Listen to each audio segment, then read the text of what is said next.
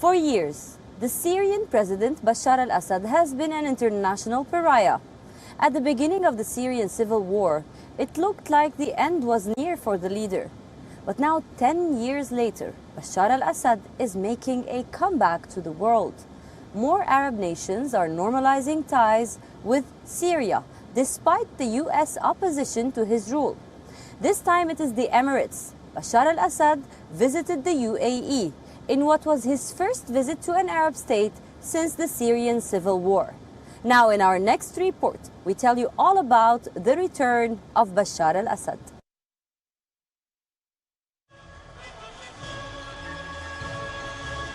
In 1992, Bashar al-Assad moved to London. He was the son of then Syrian President al-Assad, but had very little political aspirations. Instead, his brother, Bashar al-Assad, was being groomed. But fate had other things in mind. A brutal car crash killed the dynamic prince, turning his brother's life upside down. Bashar al-Assad was transformed overnight from being an obscure London eye doctor to the heir apparent of Syria, taking on a crown that was never his. One that sealed the future of Syria. In his first few years as Syria's president, Assad promised a shift from his father's iron grip.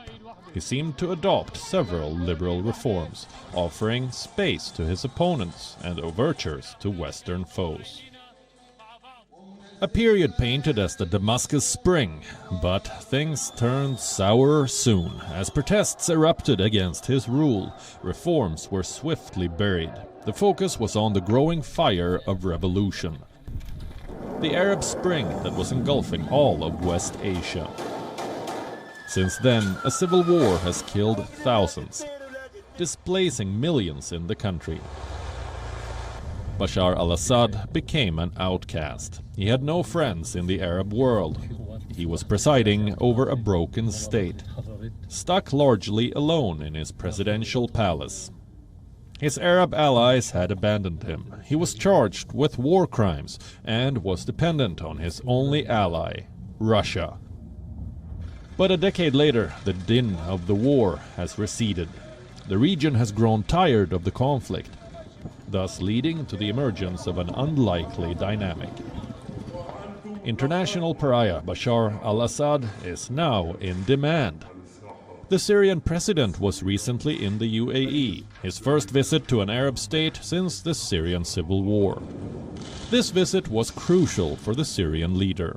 It shows warming ties with the US-allied country that once backed the rebels that sought his ouster. Assad's only trips during the war were to Iran and Russia.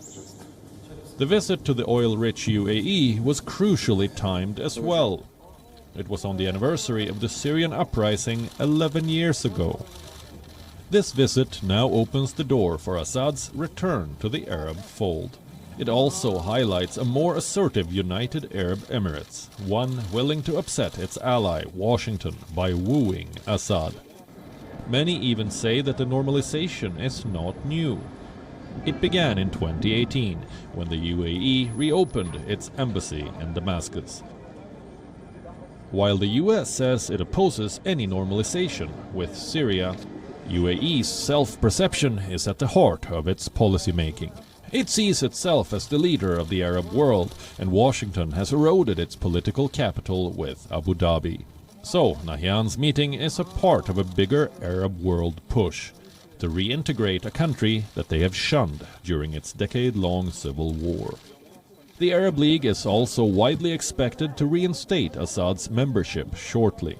For many, this portrays Assad as the Pyrrhic victor of the war. But in reality, the normalization indicates that the desire for regional stability, a desire that is almost bigger than concerns over his leadership, most of it has to do with Syria's historical role in the region and the modern state that was created by Assad's father. For many, this portrays Assad as the Pyrrhic victor of the war. The president is back in the fold. No normalization can wipe off the last decade of destruction.